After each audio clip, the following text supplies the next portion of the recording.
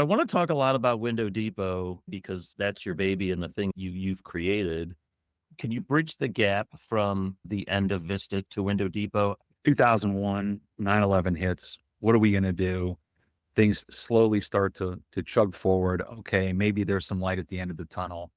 Still short on working capital, um, sleepless nights, renegotiating lines of credit with the bank, understanding what bank covenants mean, bringing in more investment capital, all that stuff. We hit 2006, 7, 8, and we go from a $7, $8 million enterprise, which I still think is fairly remarkable looking back. Going from 0 to 7 or 8 in anything you do is pretty tough.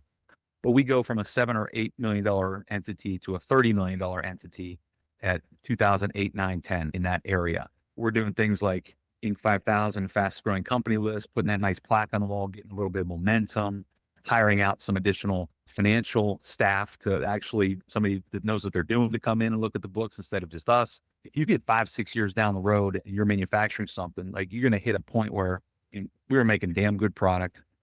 Word was getting out there. So a lot of things conspired, probably for the first time in my life, to give us a little upward trajectory. That trajectory was awesome. It was fun. For the first year or two out of that phase, we saw some money go to the bottom line. I remember it was the first time I'd ever seen what a bonus check looked like in my distribution. And then we get to 2010, and our biggest customer at the time, which again, hindsight, you learn these lessons. At the time, they were doing about 11 million out of our 30 million in revenue. They were buying from us. It was a chain of retail locations. This will be important to my story. It was a single payer system. So the retail locations would all pay the central office, and the central office was responsible. We had one AR to that central entity, kept it clean. I remember I got a phone call one day. They were 42 days out on their bill to us, 42 days aged. At the time, that was super acceptable. 30-day terms are normal. I don't know about other industries, but you're in contracting. If you're getting paid in 42, then you're doing something right. But they were 42 days out. The balance on the books was 1.8 million bucks. They politely called me up and said, "We're going out of business. We're declaring bankruptcy and shutting down operations effective immediately." At the time, I had become the president of that company. So I got the call, and that was the top of that roller coaster.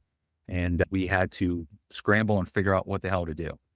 You hear about these things on TV about businesses going under and then the owner buying them back for pennies on the dollar. I had never experienced something like that. I'd never gone through that. Again, you hear it and you absorb, but I witnessed it firsthand. I found out through the course of that these gentlemen had started another company prior to that phone call. They had started to divert assets to that company. I believe they had purposely scuttled that business to discharge vendor debt and just simply start anew.